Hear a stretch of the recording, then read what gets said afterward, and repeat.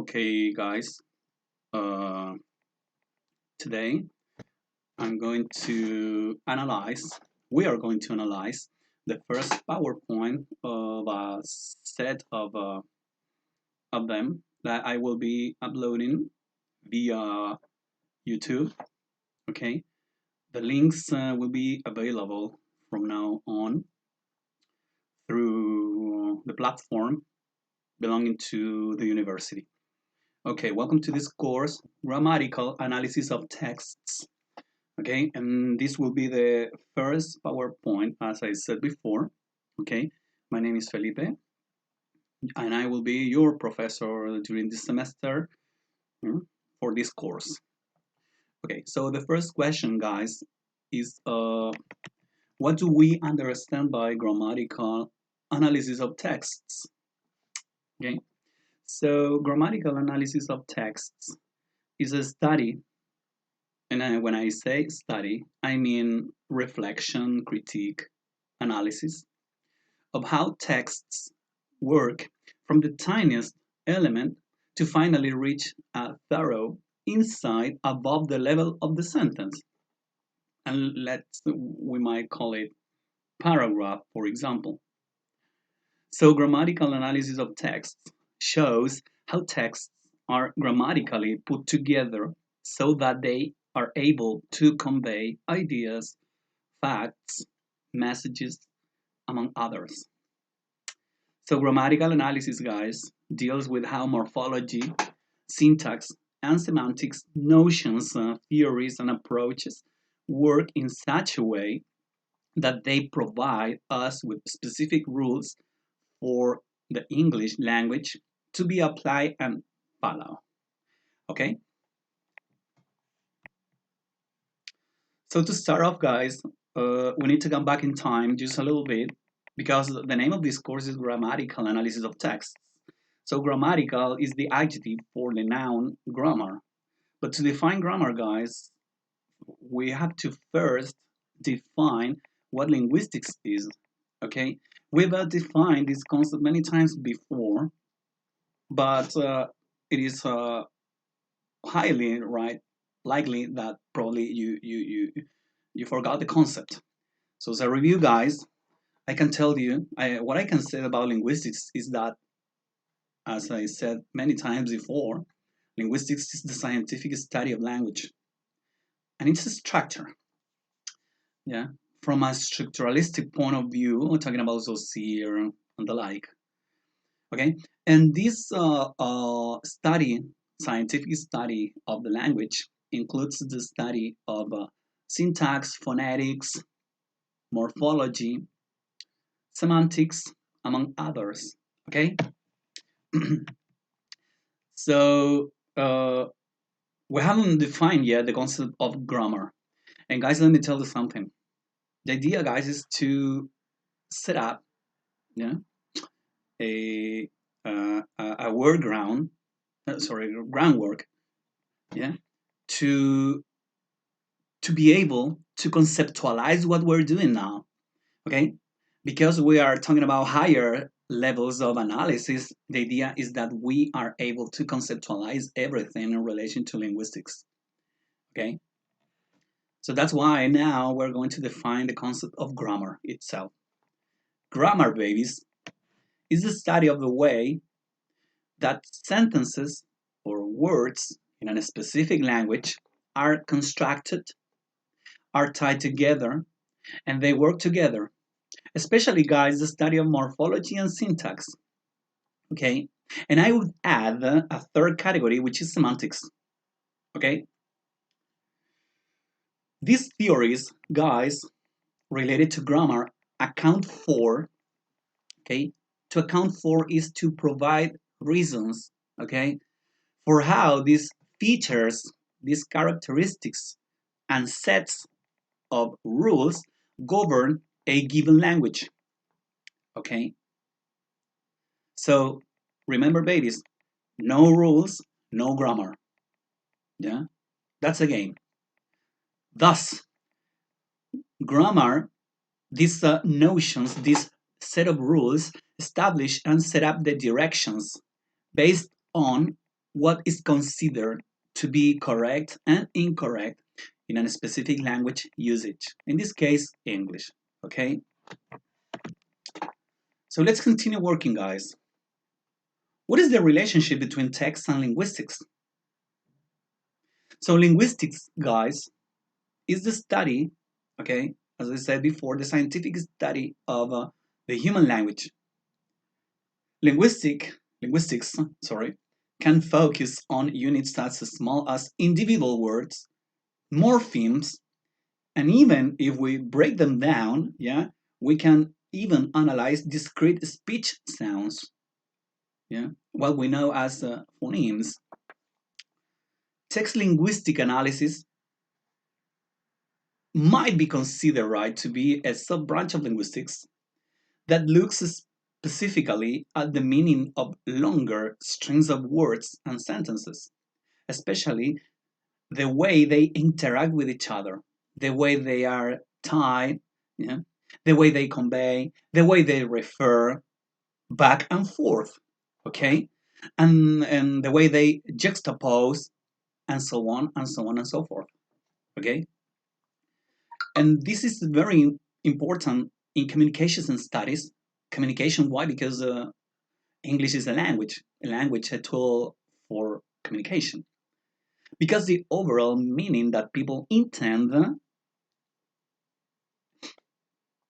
their text, their text to convey tends to rely on the entire passage rather than literal word by word interpretations. So remember, guys, this is important, guys. Yeah, this is grammatical analysis because people, you know, people tend to convey ideas relying on the entire passage rather than literal word by word interpretation. Okay, this is something that probably uh, steps, away from the concept of grammatical analysis because here we are dealing with another concept that has to do with pragmatics of language. But that's another story. But remember, guys, that this is a premise in linguistics that everything is intertwined, yeah, and we cannot escape from that. Okay. So here, guys, there is a picture whose title says "Linguistic Levels of Structure." Okay, and it starts from sounds. Okay, and then it moves from sound to phoneme, and then to morpheme, and then a higher level word, and then a phrase, clause, sentence. Okay, yeah, yeah. Sorry, yeah.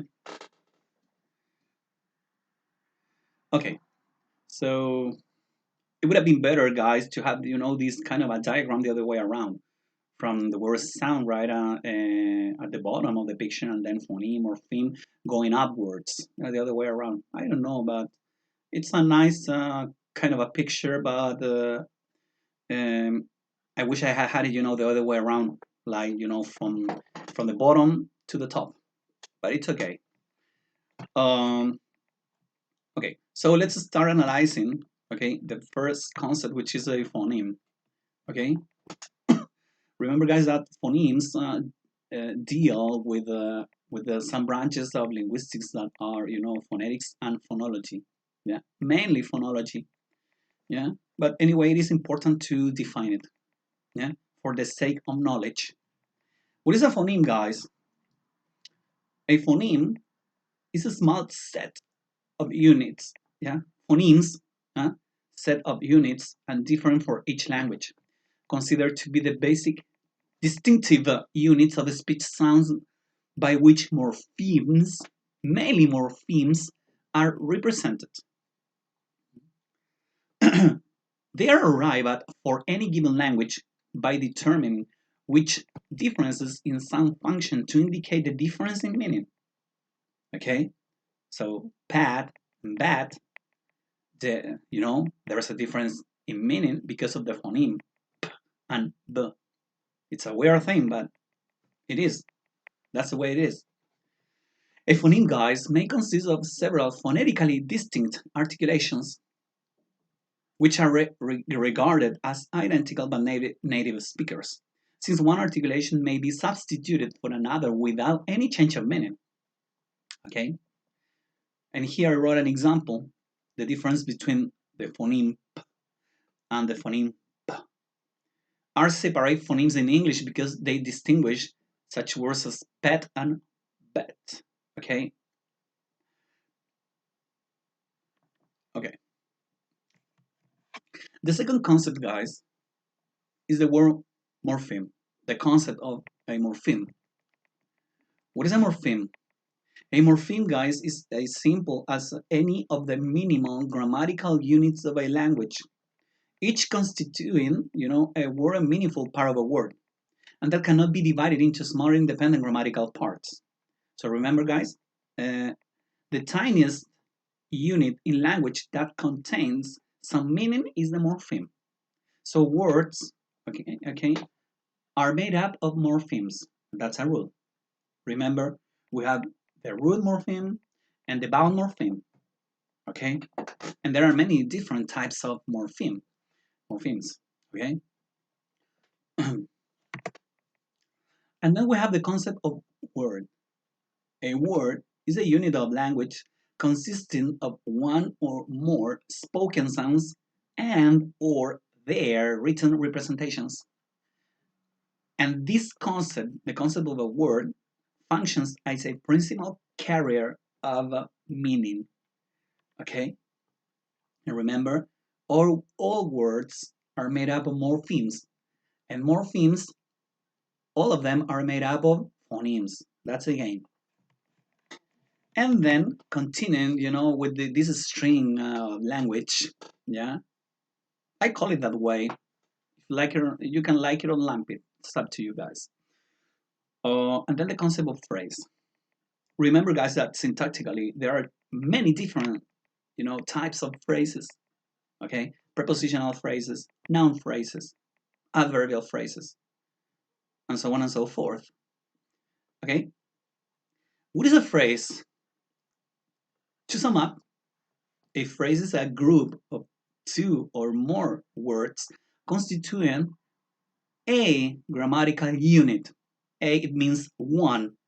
So a phrase constitutes, okay, one grammatical unit. Okay, and what's again here that all phrases lack a finite verb and a subject. Okay, and that's a game. So phrases, group of words that contain, everything but a subject, but a verb. That's the game. Okay, as this is the main distinction between a phrase and a clause, because clause is completely the opposite. Okay, so clauses are made up of subject plus verb. Some call them, subject plus predicate because the verb uh, is always contained, in the predication of the sentence. But that's another story. Okay, and then we have the concept of a clause. What is a clause? A clause is a unit of grammatical organization. Next below the sentence in rank, remember, guys? So sometimes we can equate a sentence with a clause. But remember, guys, that not all clauses can be considered to be sentences. And this is the main difference between what a clause is and what a sentence is. And you know why? In a second, sorry. So what is a clause? As I said before, a unit of a grammatical organization next below the sentence. Below the sentence. So if you draw a line, okay, the clause will be always placed before the sentence. Yeah, and here that is a semantic issue. That's why when we talk about grammar and when we define grammar and when you search for information about what grammar is, yeah, I disagree with most of those definitions found on the internet because they say that grammar is only syntax plus morphology, and I disagree with that. I take issue with that. You know, because here there is a clear example that semantics has a big role right here because Syntactically talking, a clause can be equated to a sentence because both contain, subject plus verb. But what is the difference? The difference yeah, can be seen only from a semantic point of view. Because semantically, sentences stand alone, so they are able to provide us with meaning. And semantics is meaning. Semantics, the branch of linguistics whose main concern is the study of meaning, both denotatively and connotatively. Mainly denotatively. But here, there is a semantic issue. That's why I disagree with those who say that grammar is only morphology plus syntax. That's a fallacy, I would say, with all my respect. Okay? So a clause, to sum up, in traditional grammar, is said to consist of a subject plus a predicate, or let's call it subject plus verb. Okay? I prefer saying, subject plus verb, okay? Because predicate, apart from a verb, the predicate contains other elements like phrases, adverbials, adjuncts, okay?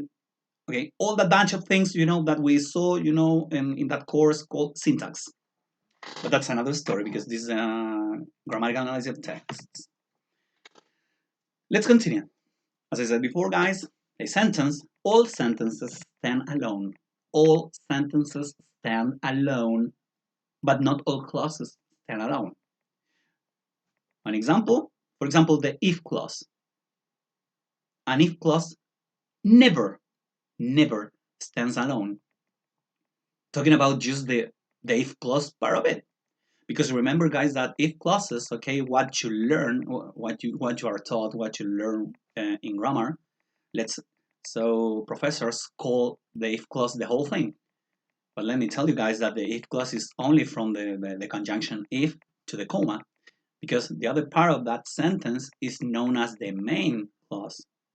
So when we talk about if clauses, we cannot say that if clause is the whole thing, because if clause is only the first part of the sentence, because the other part is called the main sentence. And you know that if the if clause, because if is a subordinating conjunction, yeah, that part of the sentence will be always attached to the main clause. And that's the answer. Okay, guys? So that's the idea, guys, to clarify concepts. That's one of the main objectives of this course. What is a sentence? A grammatical unit.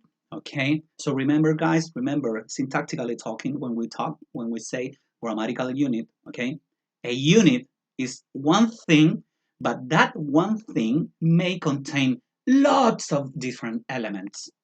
Okay, so for example, a sentence may contain perfectly 30 words, 40 words. Okay, but anyway, it is just one thing, one sentence, one element. Okay, a grammatical unit of one or more words bearing minimal syntactic relation to the words that precede or follow it. Often preceded and followed in speech by pauses, having one of a small number of characteristic intonation patterns. Okay, and typically expressing an independent statement, question, request, command, and so on and so forth. So there you have the semantic issue. You see, babies? Typically expressing an independent statement. So an independent statement means a complete thought, a complete idea, a complete meaning. Okay? Okay? Hey, you didn't come to my party yesterday. What happened to you? I fell asleep. And that is a complete thought. That answer is a complete thought. I fell asleep. Period. Okay? And then guys, we have the concept of a paragraph. What is a paragraph?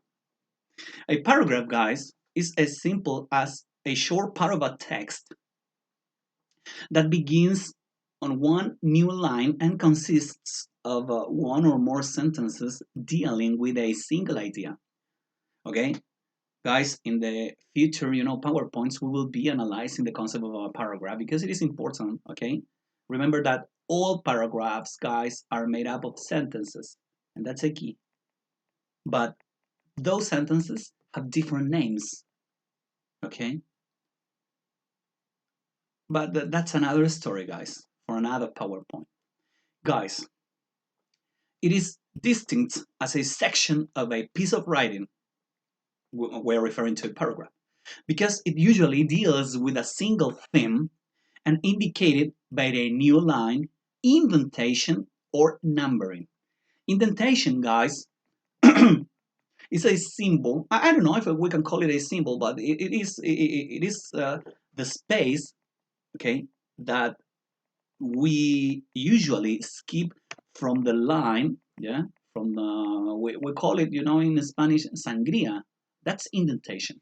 Okay, so when you say period, right, when you finish, writing a paragraph, and then you say period, and then you start writing another one, you usually, guys, you hit, the tab key for a little space, right, towards your right, okay, and that space is called indentation, in Spanish, sangria, okay, probably a new word to you.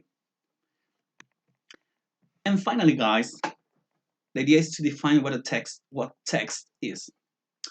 Text, guys, according to the pragmatic theory, yeah, pragmatics of language, that's another branch of linguistics, pragmatics. So how language deals with society, among people, the way language develops, among people in a society, and there are many issues, behind that. But that's another story, okay? Guys, a text is as simple as any stretch of language that can be understood in context. And so this is important. Anything to be a text, yeah, must be within a context. It has to contain its own context. No context, no meaning, no text. It might be as simple as a one or two words, like for example the sign, yeah, the street sign over there. It says slow down, yeah, or as complex as a lengthy novel, like for example the Quick Thought, yeah. I love the one over there. So guys, remember, any sequence of sentences that belong together, okay, can be considered a text. Okay, guys. So this is the end of the first PowerPoint. I will be uploading, this PowerPoint to YouTube, and I will copy, I will be attaching, the link for this video via Uplas platform, and I hope you enjoyed it, and try to place some comments about it, below in the comment section, below on YouTube. Okay, guys, see you soon. Regards, and have a nice day. Okay. In Spanish, fue un gusto, chiquillos, que estén muy bien, ¿ya? Espero que hayan disfrutado este PowerPoint y se con harto cariño para ustedes. Chao, chiquillos, que estén bien.